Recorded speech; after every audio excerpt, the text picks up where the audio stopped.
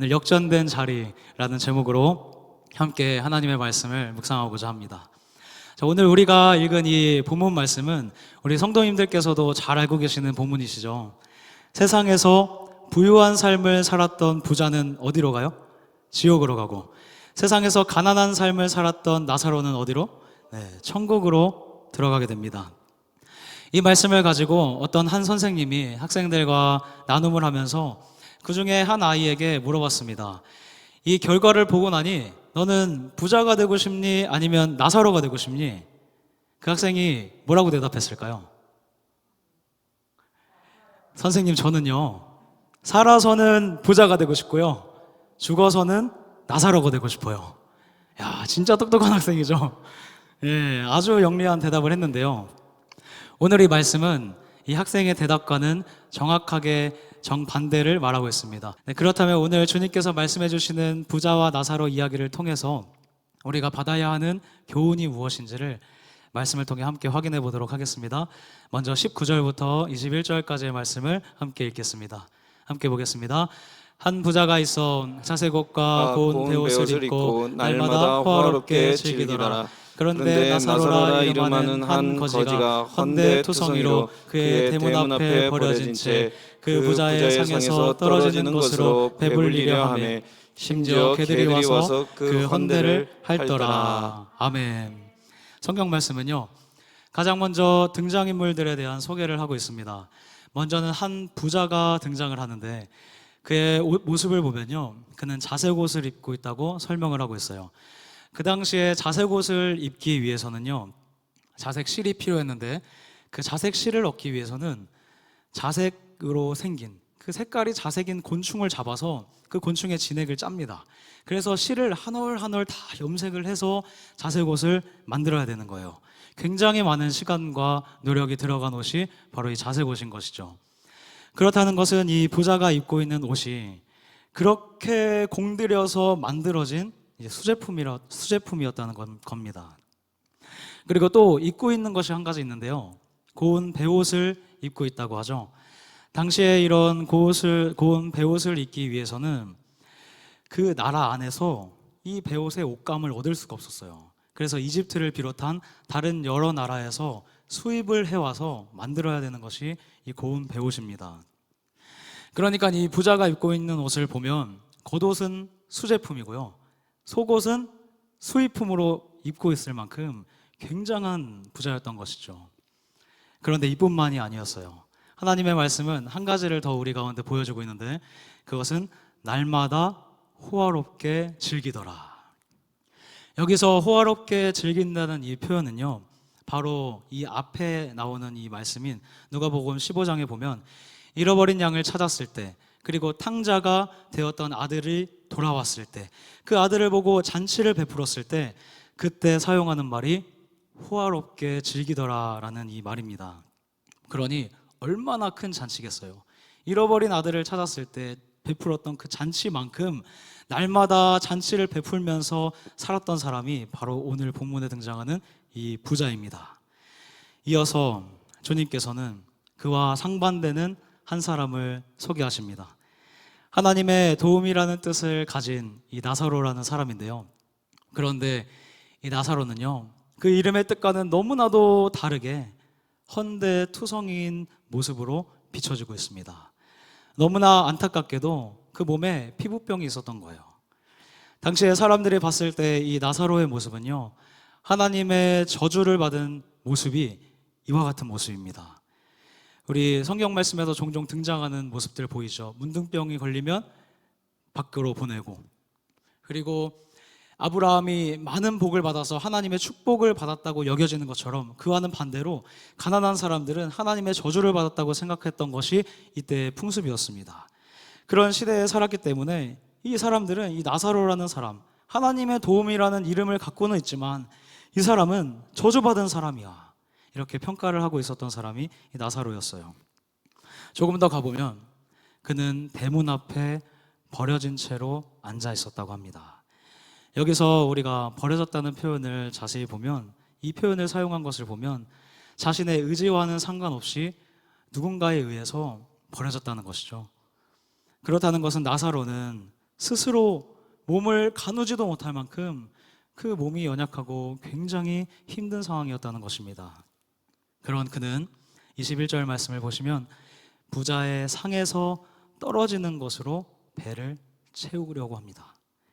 그렇게 떨어지는 부스러기들로 허기를 면하려고 하는 거예요. 지금 우리가 상을 치운다고 한다면 어떤 걸로 보통 많이 치우죠? 상을 치울 때 보면 휴지나 아니면 행주 같은 걸로 이렇게 닦죠, 상을.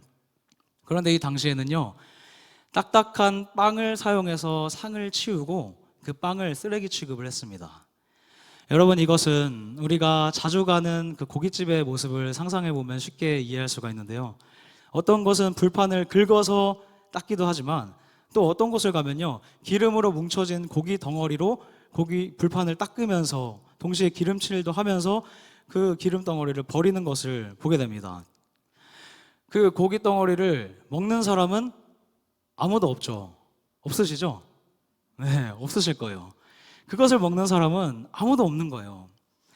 그런데 이 거지 나사로는 너무나 배가 고팠던지 그 상을 닦고 버려진 그 빵 부스러기, 그거라도 먹으려고 그 부자의 집 앞에서 서성거리면서 그렇게 앉아 있었던 겁니다. 성경이 말하는 것은 그뿐만이 아닙니다. 이어지는 말씀을 보면요, 개들이 와서 그 헌대를 핥더라, 이렇게 기록합니다. 이제 성도님들 한번 상상을 한번 해보세요. 아마 우리가 이 장면의 주인공이었다면 평생 잊지 못할 수치스러움을 느꼈을 겁니다. 온몸이 피부병이에요. 몸을 가누기도 어려운 상황입니다. 그런데 서럽게 또 배는 고파요. 그래서 쓰레기도로 여겨지던 그 빵을 막 허겁지겁 주워서 먹습니다. 그런데 그 옆에서 개들이 달려와서 내 몸을 막 핥는 거예요. 얼마나 치욕스러운 거예요. 이 얼마나 수치스러운 거예요. 상상이 되시나요? 이 모습은 끔찍할 모습일 뿐만 아니라, 하나님이 돕는 자라고 얘기하는 그 이름을 가진 저런 사람이 어떻게 저렇게까지 비참한 삶을 살아갈 수가 있을까? 지나가는 모든 사람이 다 그를 보고 그런 의문점을 갖게 할 만한 이런 모습인 것입니다.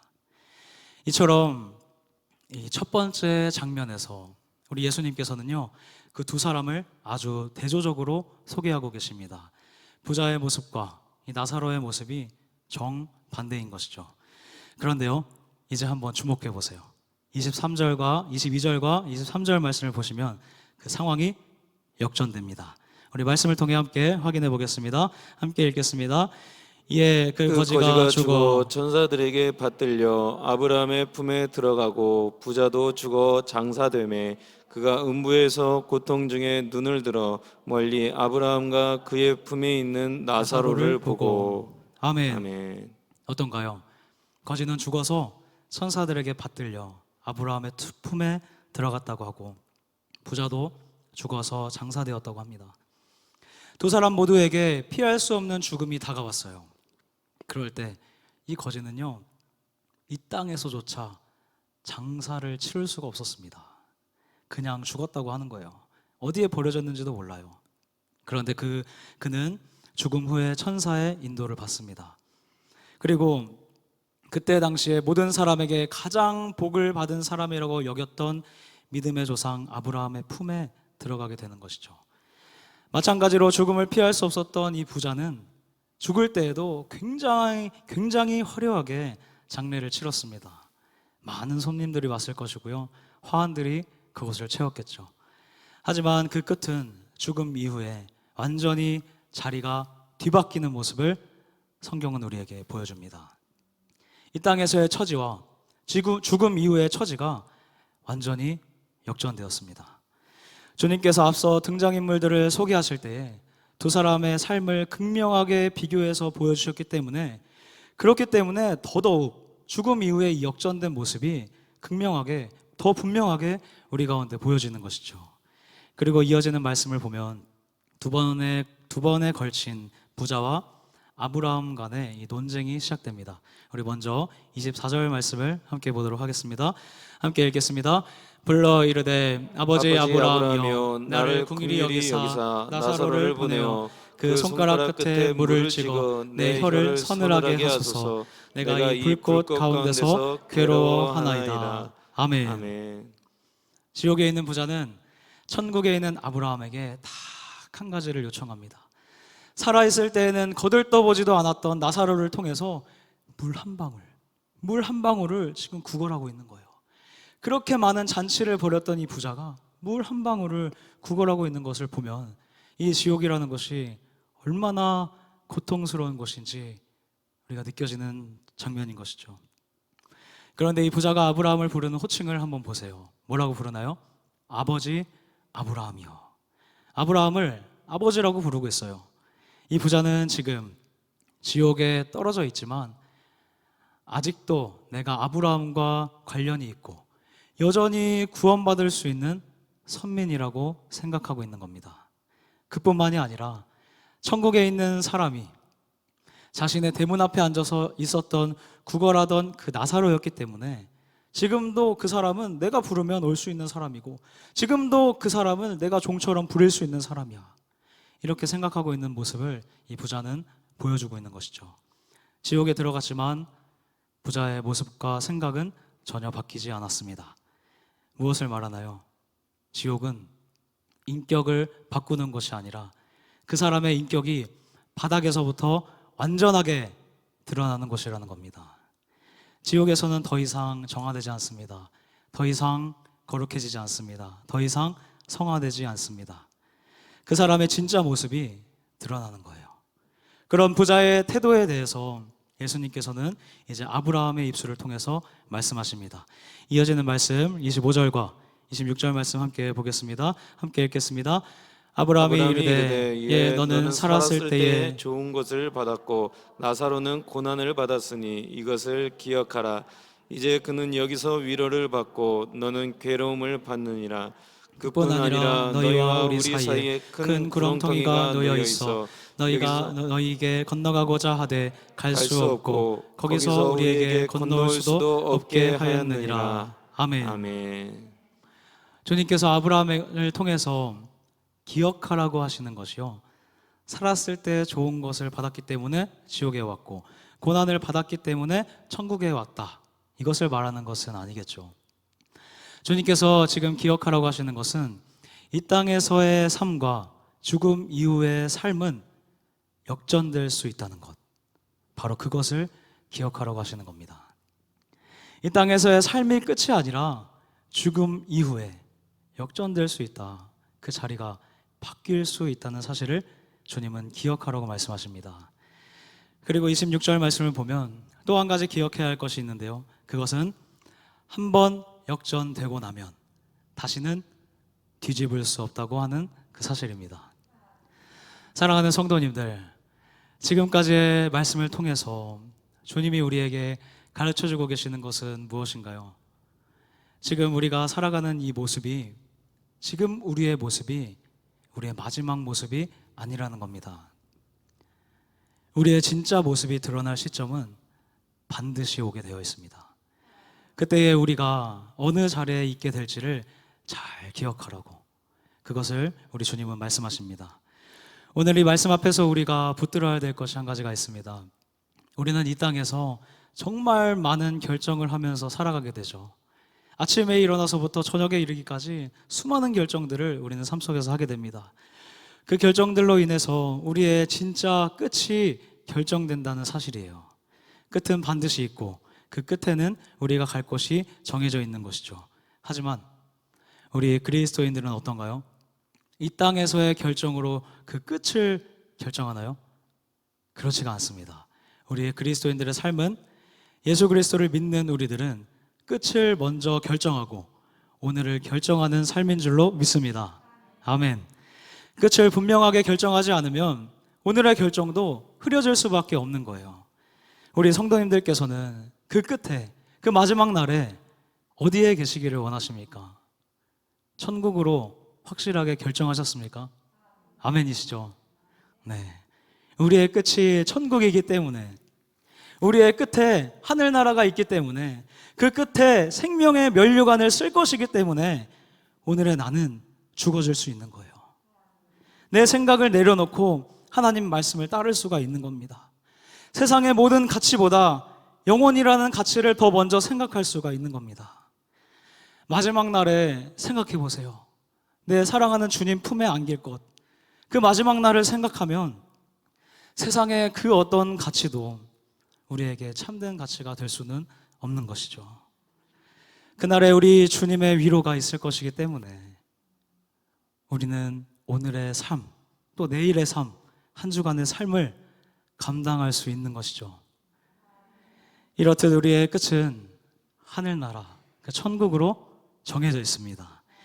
그렇다면 이제부터 주어지는 우리의 하루를 그 결정에 합당한 삶으로 살아갈 수 있기를 소망합니다. 아멘.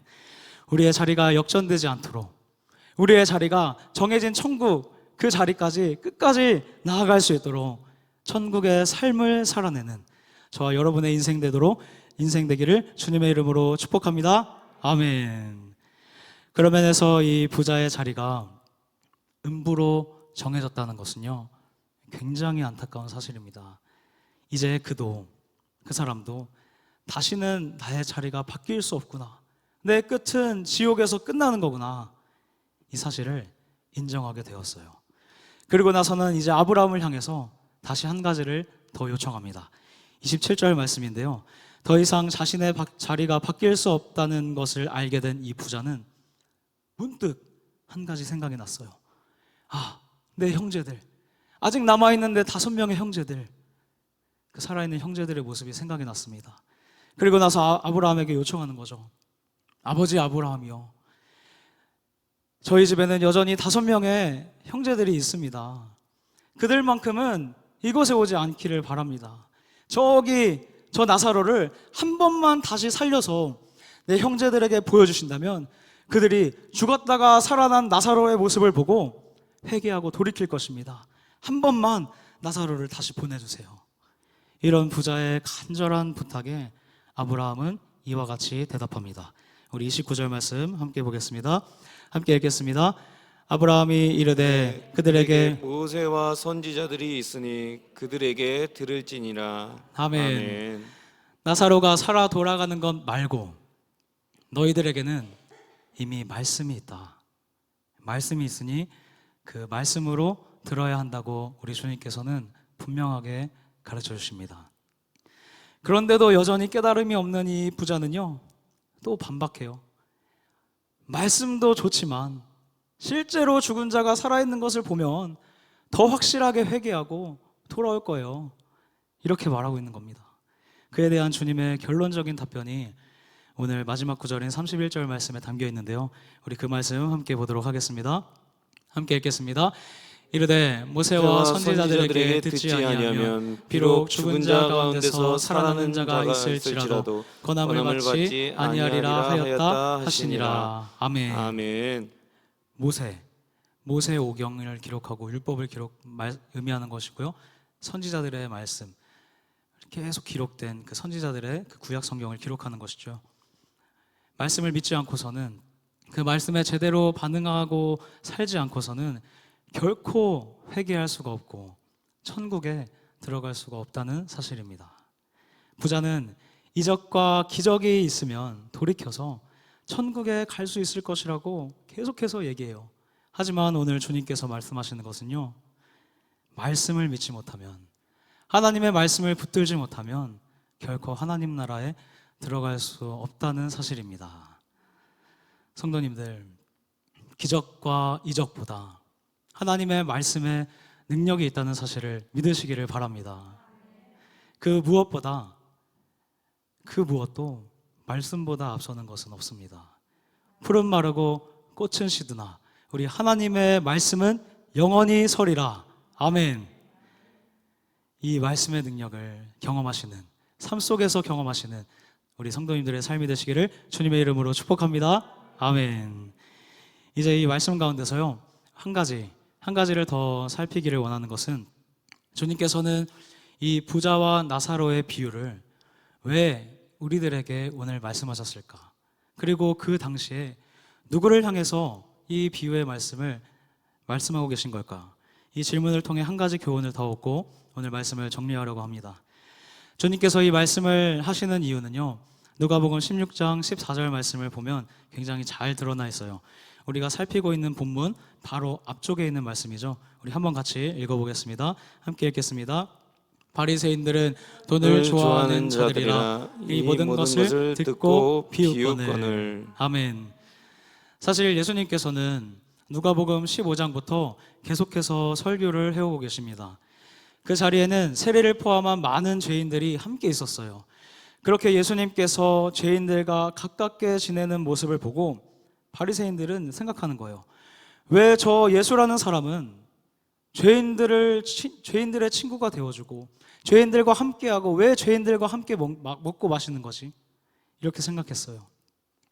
그런 그들의 생각에 대해 설명을 해주시기 위해서 주님은 말씀을 시작하십니다. 양 100마리 중에 한 마리를 잃어버리면 그 양을 너희가 끝까지 찾아오지 않겠느냐? 10개의 동전 중에 하나를 잃어버리면 너희가 그것을 끝까지 찾지 않겠느냐?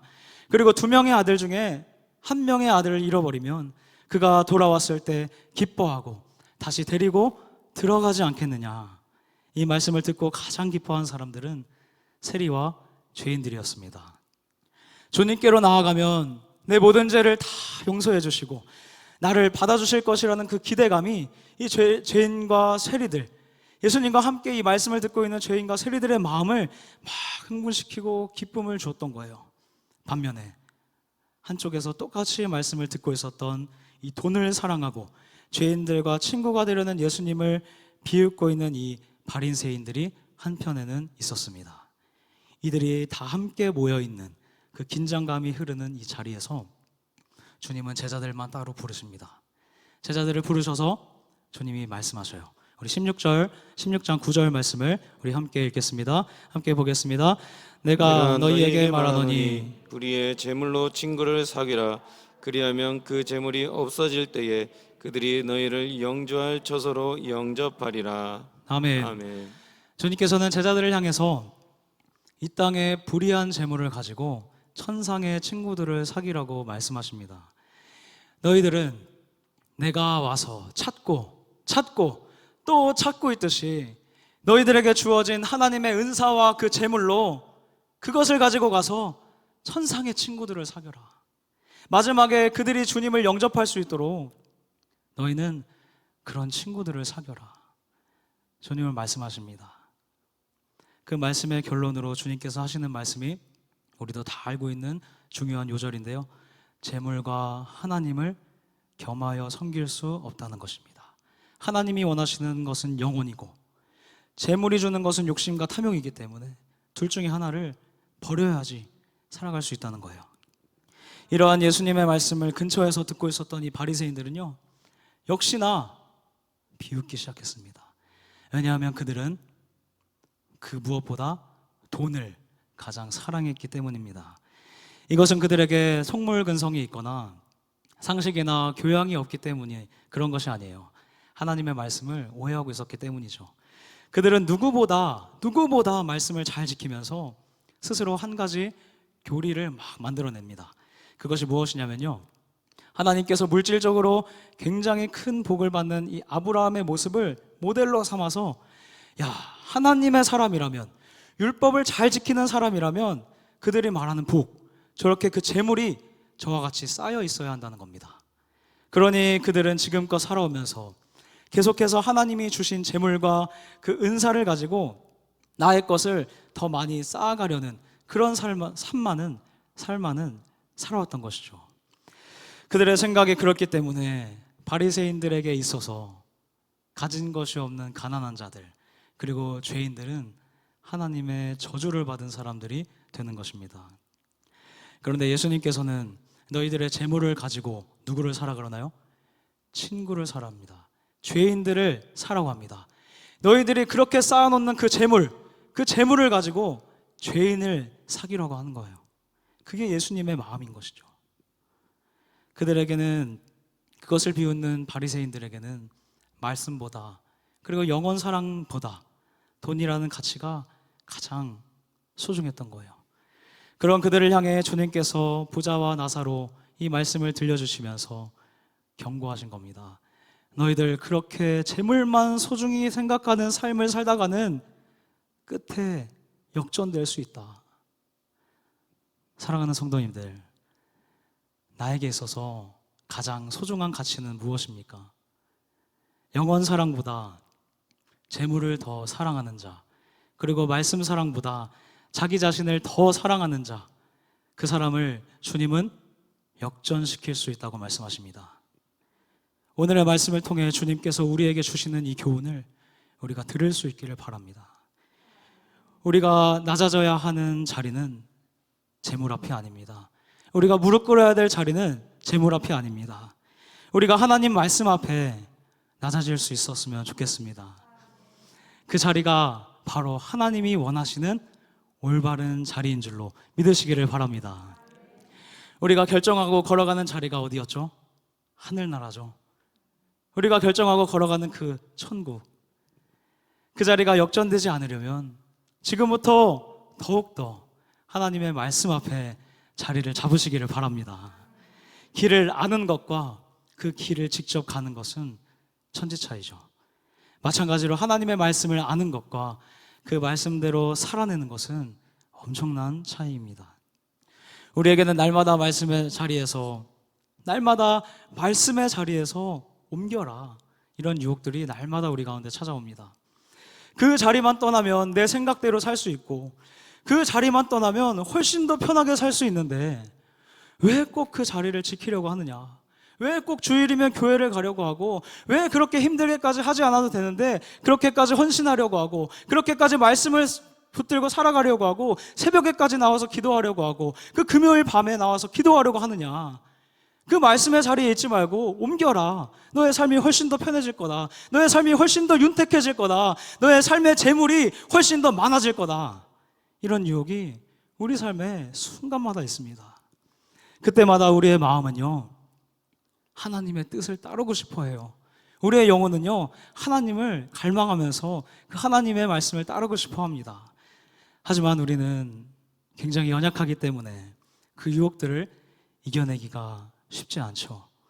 분명히 지켜야 될 말씀인 줄을 알면서도, 그 말씀대로 살아가야 된다는 것을 알면서도 묵인하고 그냥 지나가는 모습이 우리 안에 있습니다. 제 안에도 있어요. 그렇기 때문에 우리는 성령을 구하면서 기도합니다. 내 연약함을 두고 기도합니다. 내 마음이 변치 않기를, 내 생각이 변치 않기를, 오늘 하루 하나님을 향한 내 마음과 하나님을 향한 내 중심이 변치 않기를 기도하는 거예요. 오늘 하루도 내 시선이 주님께 고정되기를 위해서, 내 자리가 오늘도 주의 말씀에서 벗어나지 않기를 위해서 목숨 걸고 기도하는 거예요. 바로 그때 주님은요, 우리의 연약함을 아시고 우리를 반드시 도와주실 것입니다. 나는 걸어갈 수 있는 힘이 없지만 우리 주님이 걷게 하십니다. 나는 발이 무겁고요, 나는 생각이 무겁고요, 나는 마음이 무겁고요, 나는 환경이 무겁고요. 하지만 우리 주님께서 힘을 주셔서 걸어가게 하십니다. 그렇게 성령과 함께 걸어가야 할 그 자리를 오늘 주님께서는 우리에게 분명하게 가르쳐 주셨어요. 그것은 말씀의 자리이고요, 영혼 사랑의 자리입니다. 그 자리가 주님께서 오늘 저와 여러분들을 부르신 올바른 자리인 줄로 믿습니다. 성도님들, 그 자리만 잘 지킨다면요, 마지막 날에 역전당할 일은 결코 없는 거예요. 그렇기 때문에 우리 모두가 기도함으로 성령을 구하면서 하나님이 주신 이 올바른 자리를 지킬 수 있기를 바랍니다. 지금의 내 삶을 돌아보면 힘들고 피곤하고 지치고 고단하고 너무나 상황들이 막혀 있는 것 같지만, 아무리 내 삶이 비참해도, 나사로와 같이 그런 삶까지 내려가서 내 삶이 비참해진다 하더라도, 내가 주님이 원하시는 그 올바른 자리, 말씀의 자리, 그리고 영원 사랑의 자리만 지킨다면 하나님께서 마지막 날에 우리의 자리를 역전시킬 줄로 믿습니다.